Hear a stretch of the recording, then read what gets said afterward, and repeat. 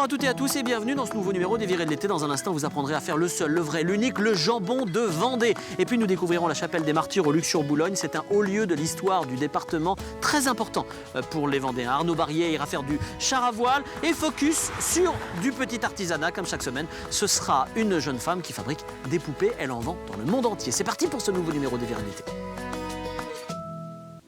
J'ai donné rendez-vous ici, en plein cœur du parc de l'Historial de la Vendée, à Isabelle Annonier, grande productrice de jambon par excellence, la ferme auberge du Moulin Minier et Sources et Saveurs. Je crois qu'elle est en plein travail.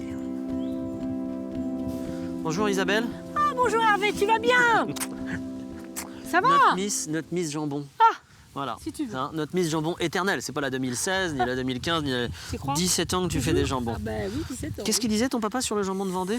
Ah, il disait comme ça à ses apprentis et ses gars quand il les salait, écoutez les garçons, vous pensez quand vous le salez et que vous le frottez que vous êtes avec votre petite amie. Hein, D'accord. Frottez bien, comme ça, doucement mais bien. C'est pas ce que tu m'as dit en préparant. On pensait que c'est la fesse de madame. Ah voilà, mais bon après et donc c'est quand vous même un massez peu... bien. Hein, ouais. Donc voilà. En fait, toute la recette du jambon de Vendée dont on parle aujourd'hui, l'élément du patrimoine de la Vendée en matière de gastronomie, numéro 1, Ah oui. c'est de bien frotter un jambon Oui. bien préparé avec son sel. Avec son sel, ouais, Voilà. exact. Tu nous expliques la recette et comment le sel est préparé. Préparé. Alors bon, nous on travaille avec du gros sel qui vient de l'île d'Olonne, Oui. donc vive la Vendée encore, hein, c'est ça. Hein. La Salorge Non, de la Vertonne. ouais, c'est Comme ça. ça, on leur Donc, fait un petit peu de pub. On est un petit peu, on est dans le marais là-bas, salon de l'île d'Olonne, donc Oui. c'est super intéressant. Donc des garçons qui sont super. Ensuite, bon bah, le laurier, toujours, tu vois qu'on va mélanger. Beau bouquet de laurier Donc- qui vient d'où? Ah bah celui-là, il nous vient Il vient de chez d'Esnay toi ce matin. Non, ce matin je l'ai pris chez un collègue là qui était passé, qui allait livrer. Puis je lui ai dit tiens tu vas me ramener parce que je voulais du romarin, chose que j'avais pas non plus. D'accord. Donc je lui ai dit de me poser ça. Et puis on a mélangé ça avec du poisson bon. Alors Oui. tu pourrais, moi j'adore par contre. Qu'est-ce que ça sent bon? J'ai une tante encore à chez moi, tu vois, qui fait du serpolet. D'accord. Le thym vendéen. D'accord. Oh, ça c'est super. Donc ça pousse dans les champs où il faut de l'eau, tu vois. Puis tu as du serpolet comme ça. Alors bon, comme j'en avais pas, j'ai dit je vais prendre du romarin. Un mélange d'épices. Voilà, avec du poivre. Et puis après, du 4 épices, de l'épice Rabelais, les gens vont choisir. Alors entre les deux, c'est pas tout à fait la même chose. Mais bon, Ouais. après, on va mélanger tout ça et on va frotter. Voilà. Et bien faire pénétrer. Alors je vois le que sel. bien dans les rainures, Ah, hein, ouais. c'est Parce que extrêmement tu vois, important. Hyper important parce que c'est une masse de viande, ça, le jambon. C'est 12, 13 kilos de viande et on n'y fait rien d'autre que de mettre du sel. Et si on veut que ça se garde, il va falloir que le sel pénètre bien partout. Et pour le faire pénétrer partout, justement, il faut frotter. Il faut le faire rentrer, tu vois.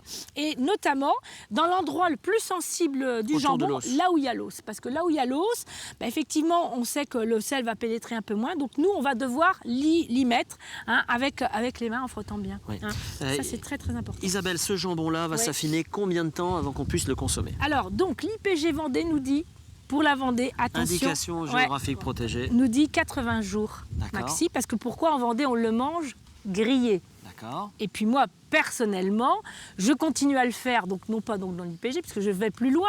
Donc je vais l'affiner moi pendant 8 mois, parce que bon, après il y a le côté où on mange un jambon affiné avec les doigts, comme ça. Donc, mais l'IPG, c'est 80 jours, hein, d'accord, 80 jours approximativement, parce qu'il nous faut un jambon où on va le griller. Donc il ne faut pas que ce soit trop sec, il faut que ça garde son moelleux, parce que plus on va aller dans le temps, plus il va Il va être sécher. sec. Et donc il va Et donc là, il va se être rapprocher des jambons d'à voilà, côté. voilà, c'est ça. Donc on ne peut pas On va donner pas les leur noms dire parce parce qu'ils que sont nous on est nettement aussi moins bons bons. qu'eux, tu comprends? Alors comme on veut être aussi bon Comme le qu'eux, jambon de B ou voilà, le jambon c'est de ça. P. Hein, voilà. Mais ça veut rien, parce que tu vois, peut-être un jour on va les concurrencer. Moi, D'accord. Je pense. Ouais. Si les gens se donnaient un petit peu plus de mal, tu m'as dit, Ah oui, moi, je te aujourd'hui, ils mangeraient mieux et surtout, ils dis, mangeraient cher, moins cher. Un jambon, c'est quand même assez important. Donc on peut en manger, enfin si on le fait soi-même, sur une pièce qui va aller de 12 à 13 kilos, qui va nous coûter 4 € et quelques le kilo. Tu vois déjà ce que tu économises avec tout ce qu'on a à manger là-dedans. Voilà. Si on sait se faire soi-même. Apprenez, donnez-vous un petit peu de mal et puis vous verrez. Puis, En attendant, la cuisine du cochon, pareil, sûr. tu vois. Les pâtés, les rillettes. Voilà. on lance bien fort. Bon, écoute, à la prochaine pour une Oui, petite Et pour la gastronomie. dégustation, Voilà. la On vous donne rendez-vous prochaine pour fois. le manger sur la table. Voilà, c'est ça. Ce sera donc à chez vous, à la ferme auberge du Moulin Minier. En attendant, je vous propose de découvrir une petite artisante qui fabrique elle-même ses poupées. C'est parti. Il y a une autre commande du Japon avec plusieurs poupées et une commande de Hong Kong. Le carnet de commandes de Pénélope Nolot ne désemplit pas et chaque mois, une dizaine de poupées sont exportées aux 4 coins du globe. Elle est aujourd'hui bien loin de son premier essai. La première poupée, je l'avais fait pour mon fils qui a 19 ans, mais c'était pas dans un but commercial à l'époque, c'était juste pour... voilà, les premières, ça a été pour mes enfants, mes nièces, les amis. De fil en aiguille, en 2005, elle lance sa marque Happy to See You, des poupées fabriquées sur mesure à base de matériaux bio, une formule qui suscite rapidement un véritable engouement sur la toile. C'est vrai que par Internet, le réseau peut s'étaler à l'étranger. Puis après, parfois, il y a eu des rencontres. Pour le Japon, c'est vrai que j'ai une cliente qui a une boutique qui est venue jusqu'à l'atelier pour voir comment je fabriquais avant de me commander pour sa boutique. Et elle fait connaître un petit peu les poupées au Japon dans son magasin.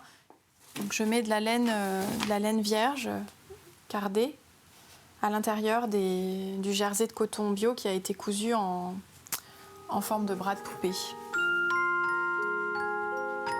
Laine de boer pour les cheveux, coton bio, chaque élément a été choisi avec soin pour que ces poupées soient le plus naturelles possible. Un savoir-faire qu'elle a acquis au fil des années et qu'elle s'applique à reproduire sur chacune de ses créations. On fait très attention parce que c'est la personnalité de la poupée. C'est vrai que si on rate son visage, c'est un peu dommage après. 5 heures de travail sont nécessaires pour donner vie à ces poupées et pour pouvoir répondre à toutes les commandes, elle a été obligée d'embaucher. Disons qu'à deux, oui, on arrive déjà mieux à fournir. Parce qu'on a voulu aussi garder cette fabrication. Moi, je brode chaque visage de mes poupées. Chaque poupée passe entre mes mains et celui de mon employé. Donc c'est vraiment encore très, très artisanal. La dernière étape, c'est de coudre les cheveux sur la poupée. Donc le long de la couture, à travers toutes les épaisseurs. Donc c'est vrai que c'est assez dur, il faut vraiment un dé à coudre et une grosse aiguille. Parallèlement, elle a développé un kit de poupées à monter soi-même, une formule qui là encore plaît beaucoup. Ils commandent un kit, ils choisissent la couleur de peau, des cheveux, etc. Ils reçoivent toutes les matières, plus des petits posters d'explications. Ses créations sont présentées dans sa boutique, tout un univers y est décliné, vêtements pour enfants assortis aux tenues des poupées, mais aussi un grand choix d'objets décoratifs, tous faits main et réalisés par des artisans locaux.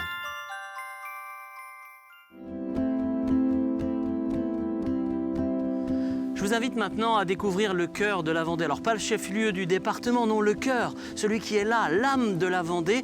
Nous montons vers la chapelle des Lucs-sur-Boulogne qui a vécu un drame pendant les guerres de Vendée. Vous savez, de ces drames qui fécondent notre identité, qui projettent les peuples dans l'avenir. Ça a été le cas pour les Vendéens. Et si vous êtes touriste et estivant, vous serez très sensible à ce que vous allez découvrir maintenant.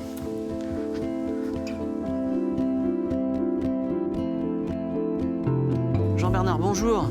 Bonjour Hervé. Je vous présente Jean-Bernard Pifeteau, il est boco, un petit gars d'Oluc. Boco de Luc. Hein, c'est ce qu'on dit. Et vous êtes président de l'association Lucus qui s'occupe de valorisation du patrimoine, c'est ce qu'on peut dire. Hein. Exactement. Ensemble, on va parler un petit peu de cette chapelle. Ici, j'ai appelé ça la chapelle des martyrs. Je me trompe ou pas? On peut appeler ça la chapelle des martyrs. C'est pas son vrai nom. Si, on peut l'appeler la chapelle Notre-Dame aussi, puisqu'elle était liée au culte de Notre-Dame. Marie. De Marie. Ouais. Mais on l'appelle quand même la chapelle des martyrs. Quelle est son histoire? Alors expliquez-nous ça, parce que c'est important à découvrir. Elle a une histoire quand même assez chargée, hein, puisqu'avant d'être une chapelle, c'était une église. Oui. Une église qui servait au culte ordinaire. Une église paroissiale.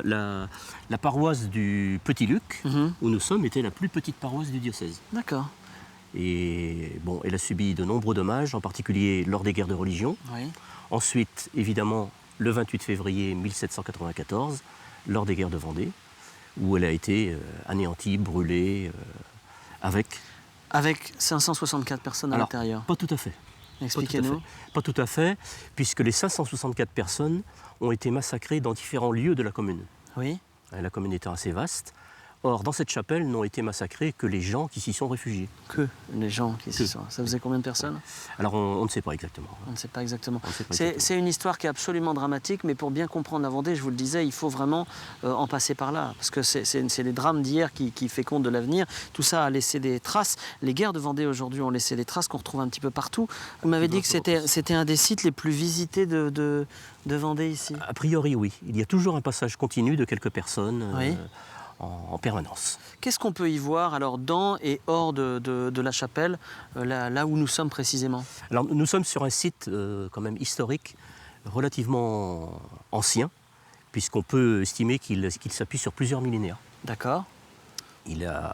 Ce site est entouré de 3 buttes, dont une que nous apercevons tout en face, Oui.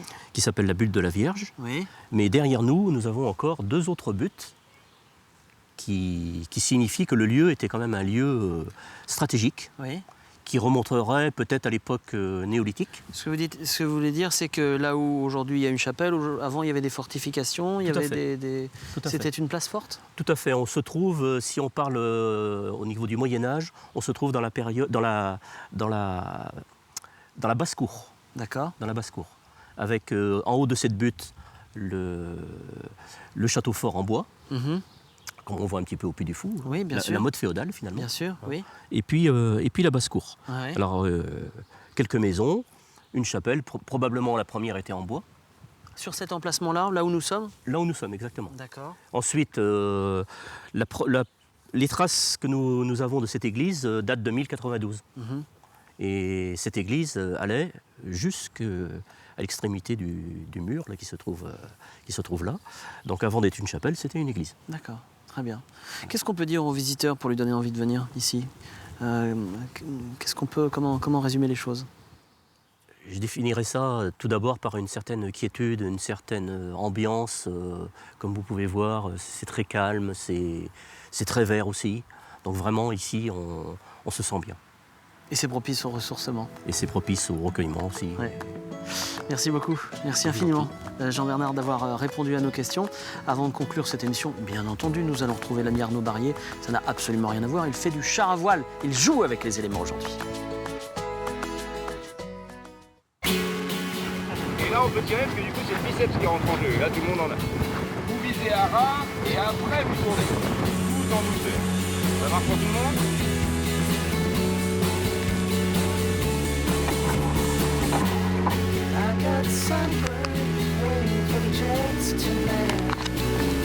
Allez, go!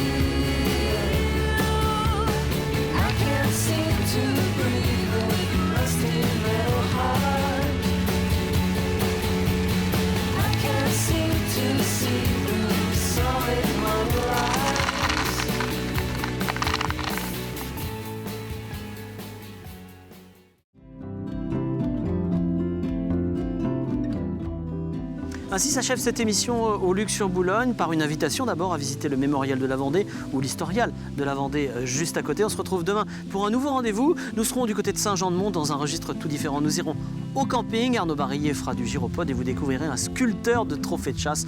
Une aventure qui vous sera racontée demain à la même heure. Salut!